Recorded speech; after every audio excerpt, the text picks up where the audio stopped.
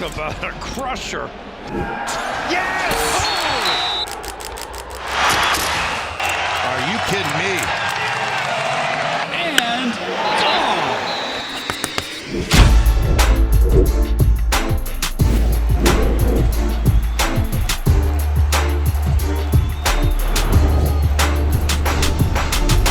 Welcome back to the Schoolyard Sports podcast. I'm the host of this podcast, Lane Frank, now in episode 249. 249 episodes through, and I got an action-packed episode planned for you. We're going to talk the Winter Olympics, we're going to talk the great week we have ahead in college basketball, break down what happened All-Star Weekend and beyond in the NBA, maybe go a little bit into spring training in the MLB, talk a little NFL offseason coming up. It's an action-packed episode, 249. Let's hop into it. Let's start out episode 249, how we always do, with our headlines. And in the NBA, All-Star Weekend was interesting on all fronts, I will say. I'm not going to say it's great because the dunk contest was bad, the three-point contest was mid at best, with Damian Lillard winning in sweatpants, and the All-Star Game, in my opinion, which a lot of people liked and was the most viewed All-Star Game in 15 years, I wasn't a big fan of it. We're going to talk about it later, but I just didn't love the tournament style of it. I wish we still had that traditional style. They got some things right, they got some things wrong, and we'll go more into that later. Kyrie Irving also announced he will be out for the rest of the season. That pretty much caps up our news in the NBA going over All-Star Weekend and some other news along the way. Now, in the NFL, we got a little bit of news in the NFL International Series with the San Francisco 49ers, who are already going to go play in Australia, also picking up a game in Mexico City, so they're going big-time international this year. Tyreek Hill got cut by the Miami Dolphins. Where do you think he'll land? Leave your answer in the comments. And Kenneth Walker, not expected to be franchise tagged by the Seahawks. That's a risk game.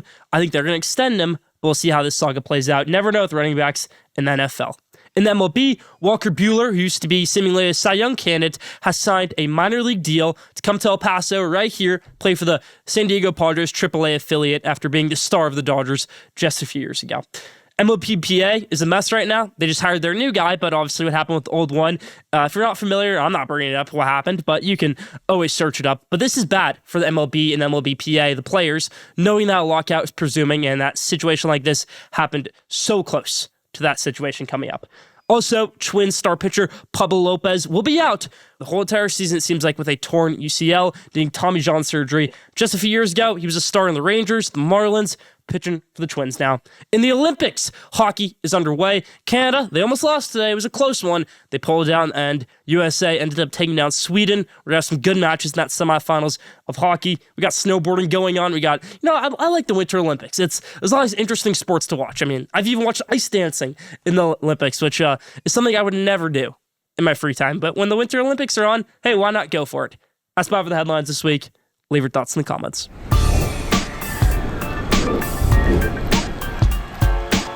Now, take of the week. This week's take of the week is about former All-Pro, former Kansas City Chiefs superstar, wide receiver, and Miami Dolphins superstar wide receiver, Tyreek Hill, the Cheetah, self-proclaimed and proclaimed by a lot of people around the NFL, and once the best player in the NFL, voted by his peers after his second season in Miami, because that's how good Tyreek Hill was, and I think still could be. But it's a slippery slope with wide receivers once they leave their second team.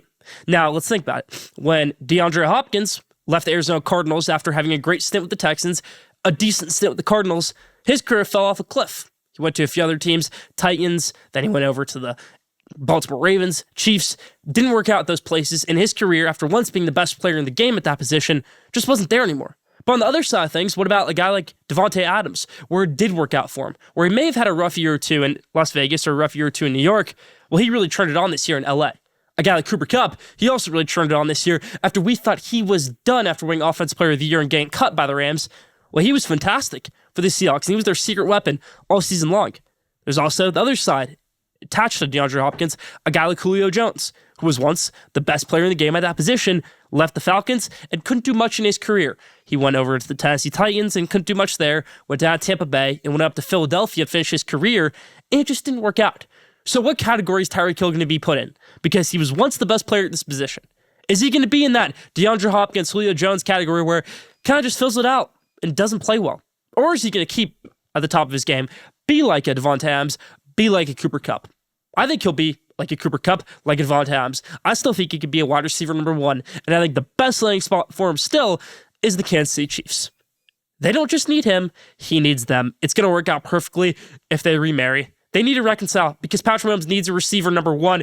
Hasn't had that since Tyreek Hill left, and I think Tyreek Hill will be that guy in Kansas City. So Andy Reid, he'll get some more plays schemed up for him. They've got a whole new offensive staff, it seems like. But no, Eric Bieniemy is back, and he was the Chiefs' offensive coordinator for some of those Super Bowl runs, and Tyreek Hill was his star weapon. So I think this can be a great way to reconcile things. Tyreek Hill should go back to the Kansas City Chiefs.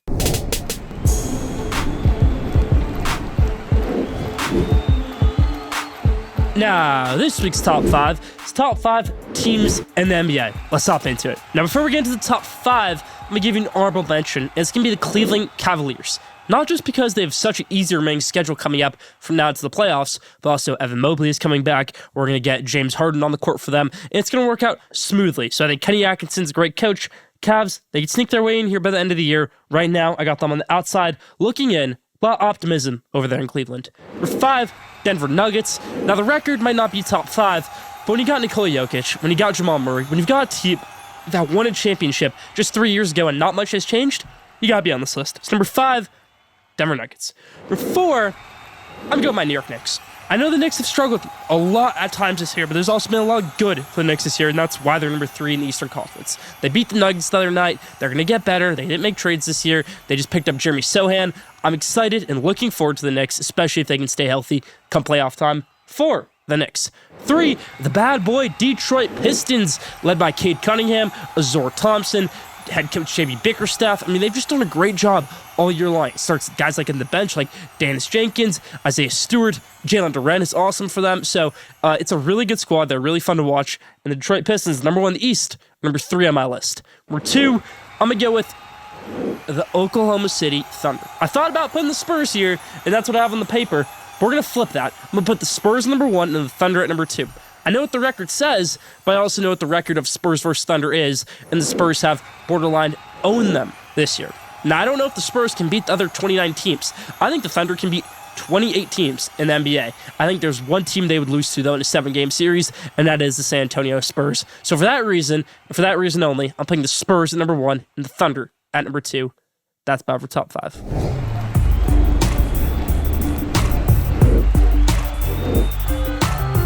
Now, did you know, this week's Did You Know is, did you know there's only one player in football history who has won a Heisman Trophy, a national championship, and a Super Bowl MVP? That is Marcus Allen. Did you know that? Leave that in the comments. That Marcus Allen is the only player and only athlete ever to win a Heisman, a national championship, and a Super Bowl MVP.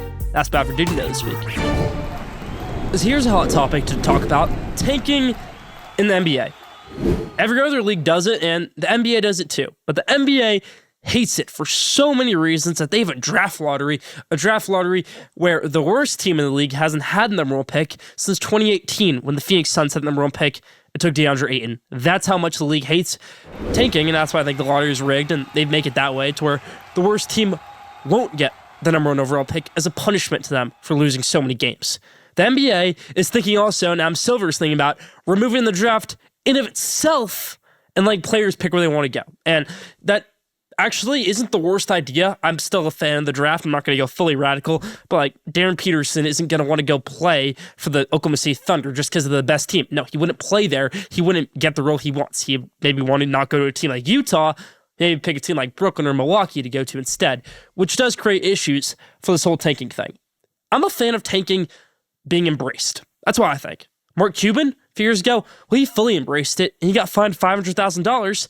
Well, out of that, he got Luka Doncic. So it works, this system of tanking. There are the instances where it doesn't. Anthony Bennett to the Cavs, well, that worked out for them in the end, actually, because they got LeBron James, and they got Andrew Wiggins the next year, but they had Kyrie 3 years before that. The Cavs were the ultimate tankers for a very long time. Team like the Grizzlies, they took a guy like Hasheem Thabit, who's terrible, and then a few years later, with that same number 2 overall pick, they got a guy like John Morant, who's their franchise cornerstone. Now, a lot of the time, it is the same teams in the lottery year in, year out, but it does provide good opportunities teams to better themselves. I really do. I think you get good players in the lottery because 9 times out of 10 in basketball, the player you pick is still going to be good. It's not like football where it takes years for them to develop. It is a smoother transition from college basketball to the NBA than any other league, in my opinion, out there. Better than baseball, better than football. Basketball is the easiest transition to from a court perspective. So that's why I think tanking should be embraced. I think the draft is fine as is. I think we should even give better odds to the worst teams in the NBA to get the number 1 overall pick, because I don't want that situation where the Hawks have the number 1 pick after being the 10th worst team, or the Pelicans get Zion after being the 8th worst team. That's not what the draft is about. That's not what I want to see. That's my spotlight for this week. Tanking should be embraced. So you and I watched it over the weekend, the dunk contest, and I'm going to go with what lane would I take to fix this dunk contest, because it's such a great thing, and it wasn't just great in the 80s when Michael Jordan versus Dominique Wilkins was going on. It was great in 2016 when Aaron Gordon versus Zach LaVine was going on. It was great in 2020 when Derrick Jones Jr. and Aaron Gordon went all night to find a winner. Those dunk contests were special. Now, the players themselves weren't actually the biggest names, but they did a good enough job, and they were good dunkers. We don't have good dunkers like that right now in role players in the NBA, because Mac McClung, he doesn't want to do it anymore. With Derrick Jones Jr., he's tapped out. The guys we got, Keyshawn Johnson, Jace Richardson, Carter Bryant, I can't even think of the 4th guy who did it, Jackson Hayes. It was rough, that dunk contest to watch, and it wasn't the only year that it was rough. I'm going to say this right here. It is good for your image rehabilitation to the dunk contest, and it doesn't even ruin your image. Did you know Giannis did the dunk contest once? Did you know Damian Lillard has done it before? Did you know Jaylen Brown has done it before? Did you know all those guys lost the dunk contest? You probably didn't, because the dunk contest doesn't ruin your reputation. It can only boost it, in my opinion, which is why a guy like John Morant, if he's healthy, a guy like Zion should do it if he's healthy, because it's just fun. People want to watch the dunk contest. There probably needs to be a better prize. Nobody's going to get hurt, though. It's not the home run derby that kills your arm. Home run derby stars still do it, though, in MLB, but it's a good competition, and just pay them real money. I mean, make it a real prize, the dunk contest, because it is a fun event. And I get everybody that says, oh, it's just so boring. Everything's been done before. Well, do the dunks that have been done before that have been incredible. I want to see somebody else do the Zach LaVine alley-oop from the free throw line. I want to see somebody else do the Aaron Gordon under the legs over a mascot. I don't care if it's original. I want to see it. Those dunks were 50s. I want to see the 50 dunks back in place. Don't be afraid to copy these guys. Talk about the real money a little bit. Another thing that I hated about this dunk contest now is that scored out of 50. Now, I'm a math guy, but I don't like seeing decimals right there. I don't. Give me a 1 out of 10. It is ridiculous we don't have 1 out of 10 anymore. Who cares that Dwayne Wade gave Aaron Gordon a 9 back in 2020? I want to see the 1 out of 10. That's what I want to see out of this dunk contest. It makes it a much better competition if you get that normal score of a 43 or a 47, not a 44.6. Okay? The dunk contest is a very special event. I grew up on it. I grew up on watching Glenn Robinson III, Donovan Mitchell doing great dunks. These guys just don't do cool things anymore. There's no props involved anymore. When was the last time somebody jumped over a car? When was the last time somebody brought out people to just do something cool and jump over 10 people? Derrick Jones Jr. tried that before. I wish we had better things going on in the dunk contest, and I think the NBA can help by doing that. These stars need to get involved. They do. We've only had one All-Star in the past 10 years win this event, and that's Donovan Mitchell. We've only had 2 compete in it, and that's Donovan Mitchell and Jaylen Brown. It's tough. It really is. The dunk contest is a travesty right now, and that's my way to fix it. What lane would I take?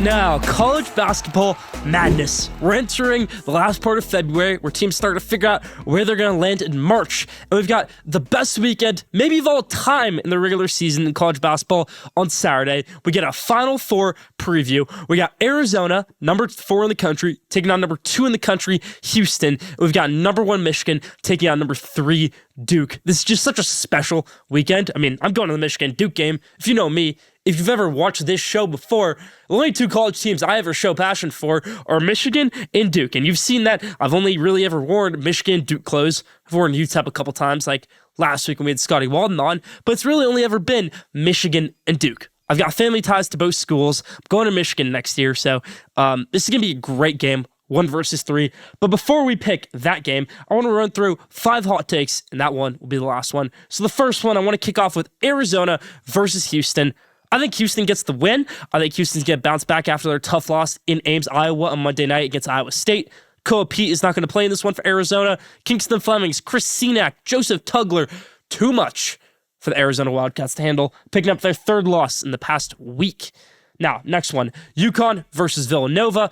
Villanova has been playing great as of late, but so is UConn. UConn's number 5 in the country, and they hit some roadblocks along the way, especially a little bit recently, game against St. John's, a couple other games, but UConn gets the win to stay in control, or stay close to control in the Big East. St. John's in first place right now. Iowa State versus BYU. BYU's best player outside of AJ DeBansta, Richie Saunders, tore his ACL this week and will be out for the rest of the season. What does that mean for BYU? I think it means they give AJ DeBansta the full keys. He plays a great game in this one, drops 40+ against Iowa State Cyclones, because that's how college basketball works. You beat the number 2 team in the country, you lose your next game. That's college basketball in the Big 2026. Go Cougars over Iowa State. Now, second to last hot take here, Miami upsets Virginia. Virginia is one of the best teams in the ACC, one of the biggest contenders to Duke for that regular season title. They're top 15 in the country, but Miami, Trey Donaldson, Shelton Henderson, Malik Renau, they've all done a great job this year under first-year head coach Jai Lucas, and they get the win, Miami over Virginia. Now, here we go. Number 1 versus number 3, Michigan versus Duke. Who will I pick? Will it be the Wolverines? Will it be the Duke Blue Devils? It's obviously a storied rivalry. Fab 5 National Championship game was against Duke. This is the first meeting that I've ever watched as a fan of both teams. Duke fan and a Michigan fan. But let's talk about it aside from personal points here. Michigan's a great squad. They're the deepest team in college basketball. They played 9 guys. They've got Yaxel Lendeborg. They've got Adai Mara. They've got Roddy Gay off the bench. They've got Trey McKinney, 5-star freshman off the bench. They've got point guards like Elliot Cadeau. They've got stars like Morez Johnson, who can take over the game in the paint, and Damari Burnett, a 6th-year senior who's a snipe shooting guard. But for Duke, they got that more consistency where you know who their number 1 guy is going to be every night in Cameron Boozer. You know who's going to run the point for you, Caleb Foster. You know when he goes out, Caden Boozer is going to do a great job, if not better, than Caleb Foster. Dame Sarr from Italy is filling in nicely for Duke right now. They haven't lost in a little bit. They lost to North Carolina 2 weeks ago, but both their losses this year, one to Texas Tech and one to North Carolina, both in the last minute, and they've only lost both their games by a combined, 3 points. So Duke is obviously a great squad, and there's no doubt about that. But I think at the end of the day, Michigan's depth is going to kill Duke. I think this would be a close game at halftime. I do. Most of the Michigan games are close at halftime. At Purdue, it wasn't, but then Michigan didn't play great in the second half. I think Michigan's going to save their energy for the second half like they did in the UCLA game, where they were only up 2 at halftime and they ended up winning by 30, because that's how this Michigan team plays. They will beat you by 30 if they want to. They did against Gonzaga. They did against San Diego State. They did against Auburn. Those are all tournament teams, in my opinion. I really do think they will clobber Duke in the second half. So let's go with the Wolverines over the Blue Devils.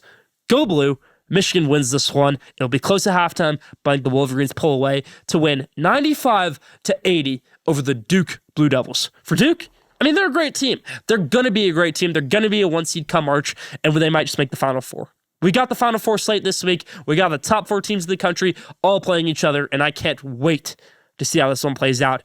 But for the duel in the district in D.C., I'm going with the Wolverines. You can stay tuned for some coverage, because I'll be there for Schoolyard Sports on Saturday.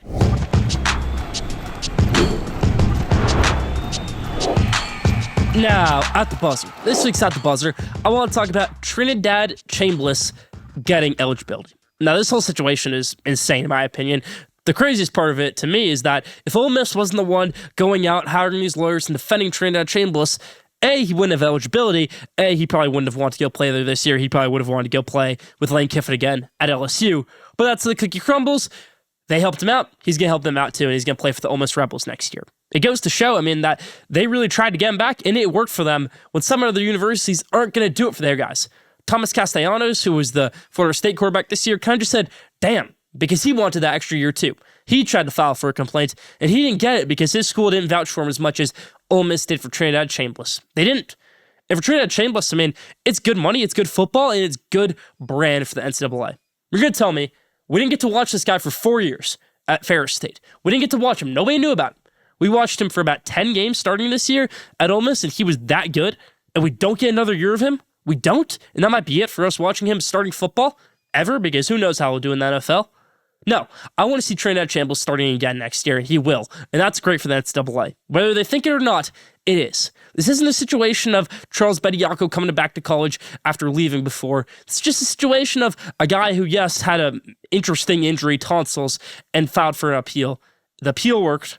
There's been many appeals in the past that have had stronger claims than this one that have been tossed out by the NCAA before and tossed out by courts. Okay, let's fix that problem. Let's fix it. You can't go back and fix the past. Let's go back and fix right now. Don't punish Trinidad Chambliss for it. They didn't. He'll be playing next year. He'll be making the NCAA money off his name, image, and likeness, and he'll be a great player. And not just Ole Miss, not just the SEC, but all of college football. It might just be the preseason Heisman favorite. That's about at the buzzer this week. My thoughts on this whole Trinidad Chambliss eligibility getting renewed.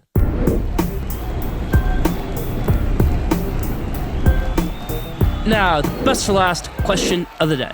This week's question of the day is, what is the best winter Olympic sport to watch? Is it curling? Is it ice dancing? Is it hockey? Is it snowboarding? What's your favorite winter Olympic sport to watch? That's about for question of the day this week.